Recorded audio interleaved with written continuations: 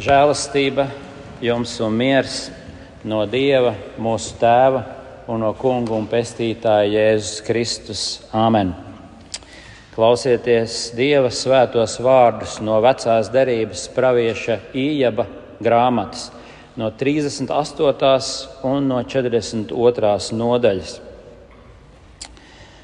Un tas kungs no tuksneša vētras mākoņa atbildēja Ījabam un sacīja: Kas ir tas, kas Dieva glābšanas nodomus aptumšo ar saviem vārdiem, kuriem nav jēgas? Celies, apjozies, kā varonīgs cīnītājs apjos savus gurnus, tad es tev jautāšu, bet tu man atbildi. Kur tu biji tolaik, kad es zemi veidoju? Pasaki to, ja tev ir tāds gudrs prāts, kas ir noteicis tās samērus? Tu laikam to zini, vai kas pāri tai ir izstiepis mērauklu? Iekš kā ir iegremdēti zemes pamatbalsti, vai kas ir licis tās stūra akmeni, ka visas rīta zvaigznes kopā dziedāja un visi Dieva dēli gavilēja? Un tad visu beidzot Ījabs atbildēja tam kungam un sacīja: Es zinu, ka tu visu spēji, un tev nav nekāds nodoms neizpildāms. Kas tad ir bijis tas, kas bez zināšanām ir aptumšojis Dieva padomu? Es esmu runājis, bet man nebija pareizas izpratnes par lietām. Tās man bija pārāk brīnišķīgas parādības, un tās izprast man nebija iespējams. Ak, klausi lūdzams mani, jo es gribu runāt, es gribu tev jautāt. Tu atbildi man, kungs, un pamāci mani. Līdz šim es tikai no ļaudīm biju dzirdējis par tevi. Tagad arī manas acis tevi ir skatījušas. Tāpēc es atzīstu sevi par vainīgu un nožēloju savu rīcību, būdams gatavs sēdēt pīšļos un pelnos. Nāc, kungs Jēzu, nāc svētais gars, apgaismo mūs savu vārdu patiesībā, jo tavi vārdi ir mūžīga un svēta patiesība. Āmen.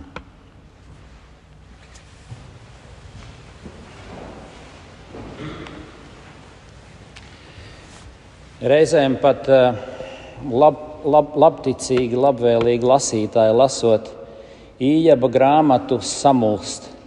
Tur ir tik daudz šo tekstu, tik daudz runu par to, ko nozīmē ciešanas, ko nozīmē pasaules netaisnības. Mēs varētu teikt runas, bezgalīgās runas. Un var samulst šajās runās, un grūti ir saprast, ko tas viss nozīmē. Ījaba draugi, mierinātāji nāk un runā, un viņi runā tik daudz, ka mēs nespējam to visu aptvert. Bet pēc visām draugu runām, mierinātāju runām un pašām Ījaba runām beidzot ierunājās Dievs. Kad beidzās cilvēku runas, tad runā pats Dievs, un tad beidzot parādās tam visam jēga un saturs. Un Dievs runā tā un dod tādas atbildes, ko cilvēks pats nekad nevar dabūt. Īpaši mēs to arī zinām pēc savas pieredzes, kad cilvēks cieš, kad viņam ir grūtie laiki, tad nereti ir tā, ka esam sapinušies. Un nekādas cilvēciskās runas mums daudz nepalīdz. Mēs gribam mierinājumu, mēs gribam mierināt viens otru, bet bieži vien uzplēšam jaunas brūces. Mēs gribam mierināt citus, bet bieži vien aizstāvam savus principus un pārliecības vairāk. Mēs gribam dziedināt kādu, bet īsti nespējam. Un tā mēs visu šo cilvēcisko runu galā saprotam, cik maz patiesībā pat tuvākais draugs saprot draugu. Cik vientuļš ik viens cilvēks ir savās grūtībās un ciešanās, un cik grūti mums ir savstarpēji saprast īsti, kas notiek un vēl palīdzēt otram. Tāpēc es saku par šīm te runām. Un tāpēc ir svarīgi ievērot, ka Ījaba grāmatas galā ir šī Dieva runa, Dieva atbilde. Bet interesanti, kāda tā Dieva atbilde ir. Dieva atbilde pati ir kā liela jautājuma zīme. Viņš uzdod jautājumus Ījabam. Vienu pēc otra. Mēs dažus no šiem jautājumiem dzirdējām. Kur tu biji, kad es radīju šo pasauli? Kur tu biji, kad es liku pamatus visām lietām? Un tātad visi šie Dieva jautājumi nāk kā tāda lavīna pār cilvēku. Un tas liek cilvēkam apšaubīt pašam sevi. Šie Dieva vārdi nāk kā tāds zibens no skaidrām debesīm. Dievs runā no vētras. Mums grūti to iedomāties. Kur tu biji, kad dibināju zemi?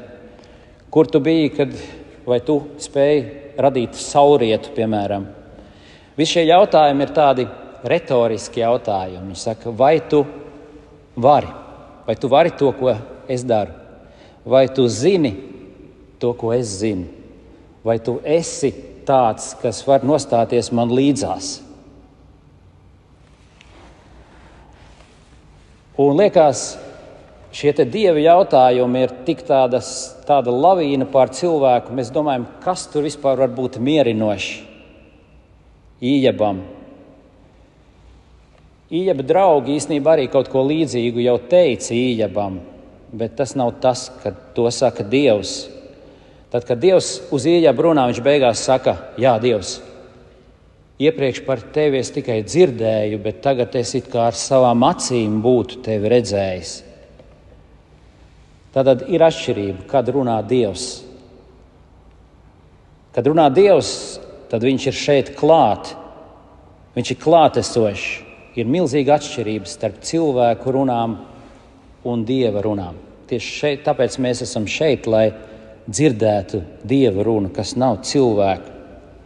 Un ar šaubu mēs visi esam daudz dzirdējuši, lasījuši, klausījušies par Dievu, tiek runāts, diskutēts, analizēts.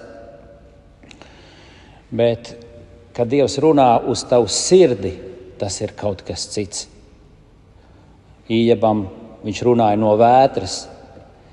Mēs varbūt nevaram gaidīt, ka uz mums runās no vētras, bet Dievs runā uz mums caur saviem rakstiem. Un bieži vien tam ir tāds pats spēks, it kā viņš runātu. Tā ir Dieva balss, tā ir Dieva runa. Un, kad Dievs runā, tad viņš atklājās bezgala liels. Un kaut kas tāds arī šajā rakstu vietā notiek, jo vairāk Dievs runā, jo viņš atklājās lielāks. Un kāds Ījabs paliek sarūk arvien mazāks un mazāks. Viņš liek savu roku uz mutes un saka, ko es te izrunājos. Šis es sarūk arvien mazāks un mazāks, bet Dievs aug augumā pāri zemēm, pāri jūrām, pāri zvaigznēm, pāri kalniem un pakalniem, pāri visām radībām, zemē, jūrā, gaisā. Viņš ir majestātiskais radītājs. Mēs prasām, kas tur var būt mierinošs, kad Dievs šādā veidā izjautā Ījabu. Un liekas šis jautājums, kas ir cilvēks, ka tu vispār viņu piemini? Cilvēks ir kā pīsls un puteklis. Bet cilvēkam tas ir vajadzīgs. Cilvēkam šie jautājumi ir vajadzīgi, lai iestelētu, tā teikt, realitāti atpakaļ, kur tā ir. Jo cilvēks savā grēcīgumā domā, mēs esam pasaules centrs, viss griežās ap mums. Bet, kad Dievs sāk runāt, tad kļūst skaidrs, viņš, radītājs, ir visu lietu centrs. Un mēs nevaram būt centrs.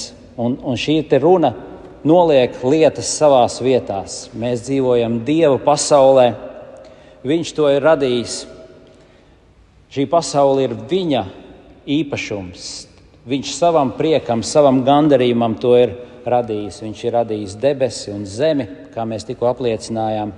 Viņš ir radījis rītu un vakaru, viņš ir radījis visas zvaigznes un debesu izplatījumus, viņš rada mums laikapstākļus un viņš sūta mūsu pasaulē un sauc no šīs pasaules laukā. Šī plašā pasaule ir Dieva skatuve. Un visa pasaule ir viņa brīnums.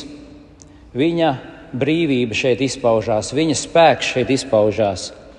Un tāpēc rodās jautājums, kas ir cilvēks, kad tu vispār viņu piemini?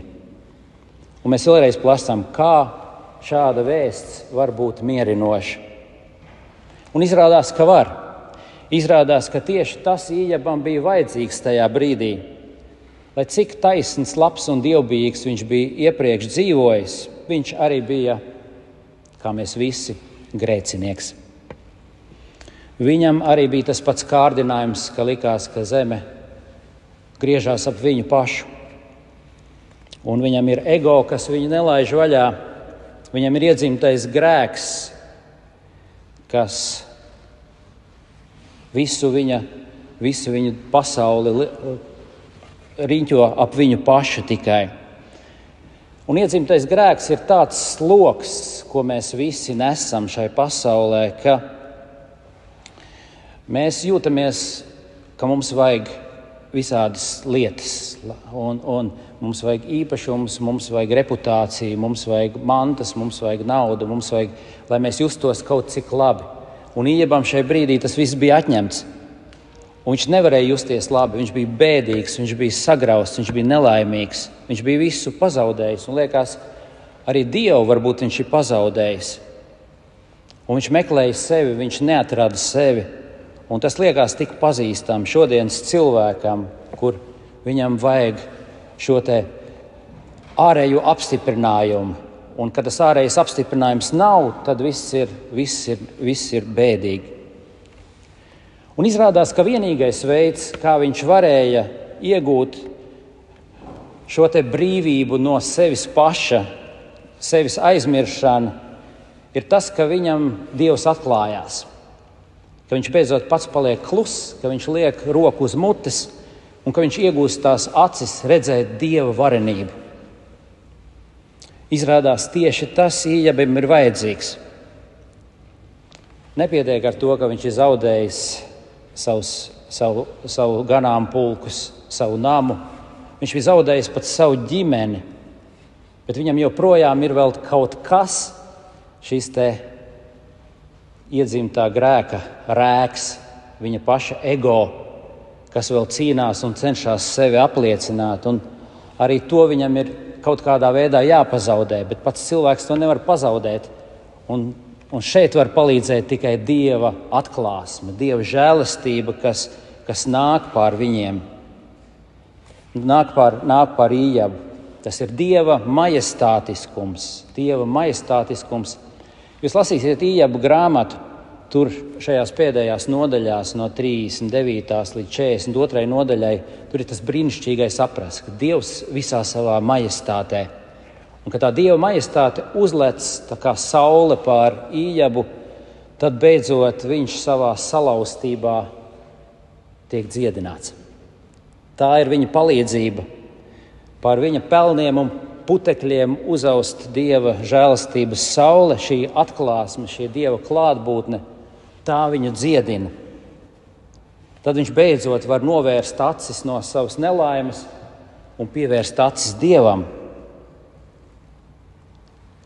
Kur Ījab tu biji, kad es radīju zemi? Vai tu zini, kas noteica zemē mērus? Vai tu vari likt uzaust rītausmai? Šie te jautājumi noliek cilvēku savā vietā. Šie jautājumi māca cilvēkam pazemību. To var uztvert kā cilvēka pazemošanu, un lepnais cilvēks tieši tā to arī uztver, ka viņš tiek pazemots, ka viņam tiek ierādīta vieta. Bet īstenībā mēs kā ticīgi cilvēki zinām, ka būt pazemotam, būt pazemīgam, tā nav sakāve. Tas nav nekas slikts. Mēs vienkārši saprotam savu vietu, savu lomu, kādi mēs esam šai radītajā pasaulē, ka Dievs ir radītājs, mēs esam radība. Un tikai tā mēs varam saprast savu īsto vietu un lomu. Mēs varam atraisīties no sava šī te pašdievišķošanas, ego tirānijas, kas mums traucē īstenībā dzīvot, kas mums liek riņķot pašiem ap sevi. Tā Dievs ar šo te majestātes atklāsmi palīdz Ījebam. Un kādas ir sekas tam visam? Beigās Ījebs saka, es atzīstu, ka es esmu runājis neprātīgi. Es esmu atļāvies par daudz. Šīs visas lietas man ir par augstu. Es to nesaprotu līdz galam. Manas smadzenes, manas uztveres iespējas ir ļoti ierobežotas. Es nožēloju savus grēkus pīšļos un pelnos. Un Dievs dara ar mums kaut ko līdzīgu, kad Viņš mūs sauc ticībā, kad Viņš mūs aicina pie sevis, kad mēs apliecinām šodien, piemēram, ticību Dieva radīšanai. Dievs ir visu redzamo un neredzamo lietu radītājs. Viņš mūsu priekšā liek visu šo te savu kosmogoniju, šo burvīgo, brīnišķīgo, vareno pasauli un tās godību, kad debesis izteic Dieva godu un izplatījums viņa roku darbu. Un jā, mēs sajūtamies tā kā puteklīši šai pasaulē. Un mūsu dzīve ir īsa un tā ir kā elpas vilciens. Bet kāpēc Dievs mūs tā, pazemo? Tāpēc, lai Viņš mūs paceltu. Lai Viņš mūs rādītu, kāds autors labi rakstīja, jo cilvēki tu esi mazāks, jo pasaule ap tevi ir lielāka. Tad skaisti vārdi, jo pats tu esi mazāks, jo pasaule ap tevi ir lielāka. Jo pats tu esi lielāks, pasaule ap tevi ir mazāka. Tā kā tas pazemīgais skats uz šo pasauli būtībā ir brīnišķīga lieta. Mēs tikko dziedājām šādu radīšanas dziesmu, kur arī bija skaisti vārdi, un mēs turpināsim pēc šīs prediķa arī to dziedāt. Tur ir tādi vārdi: vēju un vētras ap spēcīgu pirkstu tu tini, gaismu ap gaisu un dienu ap nakti tu pini. Sirds mana smej, dvēseli priecīgi dej. Vai tu to cilvēciņu zini? Jā, mēs esam cilvēciņi, bet mums ir varens radītājs.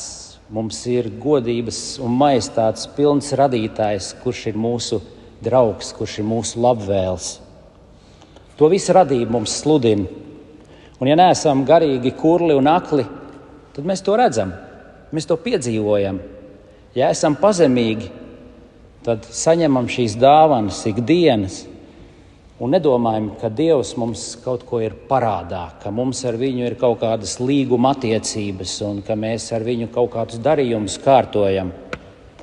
Mēs šo dzīvi un visas lietas saņemam kā dāvanu. Mēs redzam, ka katrs elpas vilciens ir žēlastība.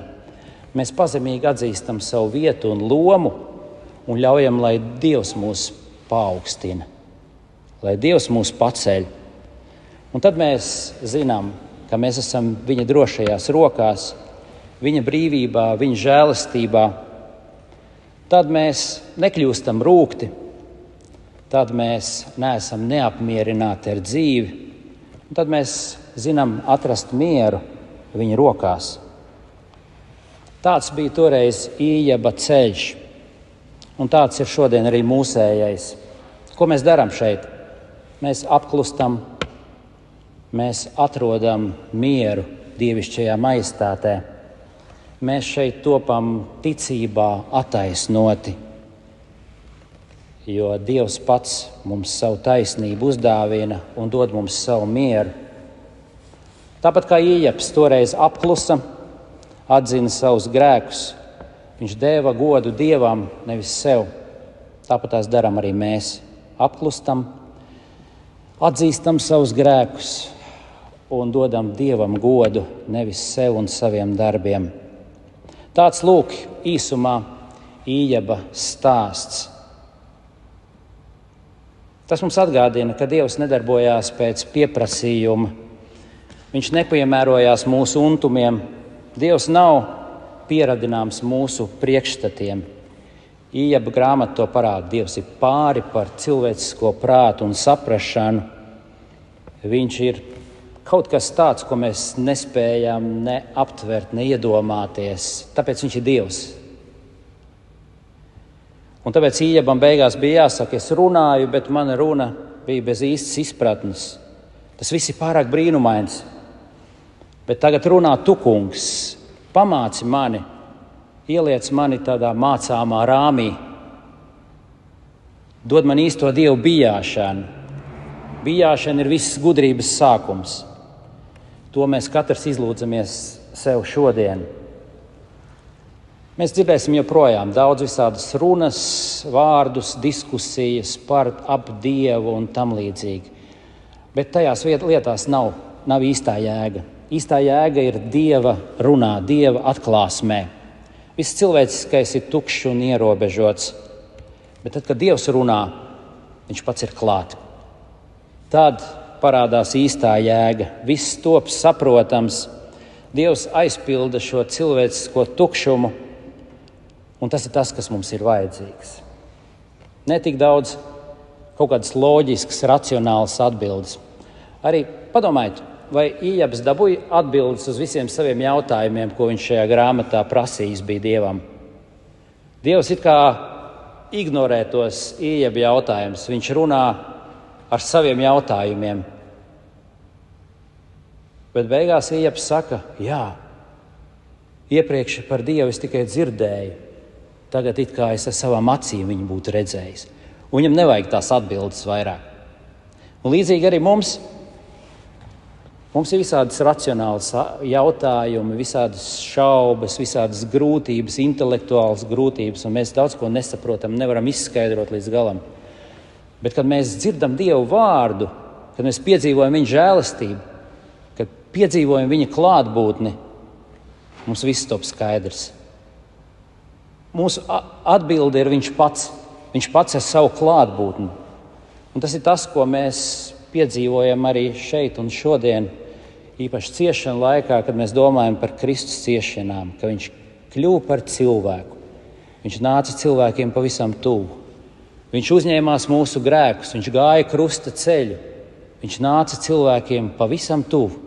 Un šodien viņš nāk pie mums svētajā vakarēdienā. Viņš nāk savā miesā un asinīs un dod mums pats sevi. Tur mums ir visas atbildes. Tur viņš apstiprina mums savu mīlestību. Viņš mums parāda, ka mēs esam viņam dārgi un vērtīgi. Pat tādi pīšļi un putekļi, iznīkstams būtnes, kādi mēs esam, viņš mīl mūs. Un to viņš mums arī šodien saka.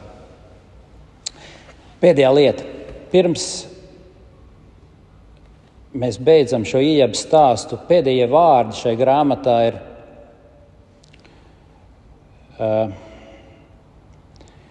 Ījabs nomira vecs un dzīves sāts. Interesanti vārdi. Ījabs nomira vecs un dzīves sāts. Padomājiet, vai kaut ko labāku var pateikt par cilvēku aiziešanu no šīs dzīves. Skaidrs, ka veci cilvēki mēdz būt sāti no šīs dzīves. Viņi ir pietiekami daudz redzējuši, baudījuši. Un varbūt fiziskā dzīve nešķiet vairāk tik saistoša un viņa dzīves sāti. Bet tas nozīmē kaut ko vēl vairāk. Dzīves sāts ne tikai ar tas, ka viņam ir gana dzīvots, bet viņš ir izsalcis pēc mūžības. Viņš ir izsalcis pēc Dieva. Laicīgās lietās viņš nav sapinies, laicīgas lietas nav viņu pievīlušas, un viņš ilgojās tagad pēc šīs dzīves Dieva tuvumu. Un mums ir jādomā par savu dzīvi tāpat.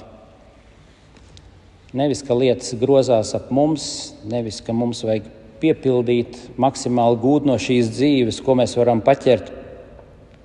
Bet mums jāmācās šī te Ījaba skats uz Dievu, skats uz mūžību, kur viņš var pateikt, Dievs devis, Dievs ņēmis, Dieva vārds, lai ir slavēts, atsakoties no visām šīm te lietām.